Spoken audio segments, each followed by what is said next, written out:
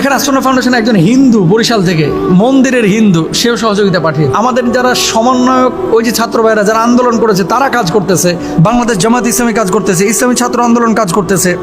আসন্ন ফাউন্ডেশন আজকে দেখলাম যে একটা ভিডিও ক্লিপ প্রকাশিত হয়েছে, ঘন্টাখানেক আগে দেখলাম। ওই যে কালকে ফাউন্ডেশনের পেজে ঘোষণা দেওয়া হয়েছিল স্বেচ্ছাসেবী প্রয়োজন শুকনো খাবার প্রস্তুত করার জন্য, শত শত স্বেচ্ছাসেবী সেখানে গিয়েছে। তার মানে কি ফেনীতে যাওয়া সবার জন্য, দেখো সবাই তো আর ফেনীতে গেলে আপনি রাস্তাঘাট তো অলরেডি জ্যাম হয়ে রয়েছে, আর আপনি কিভাবে যাবেন? তো আপনি এখানে স্বেচ্ছাসেবীর কাজ করতেছেন, তো ওই মানুষগুলোর এরাও বন্যা দুর্গত এলাকায় সহযোগিতার জন্য নিজের দুহাতকে উন্মুক্ত করেছে।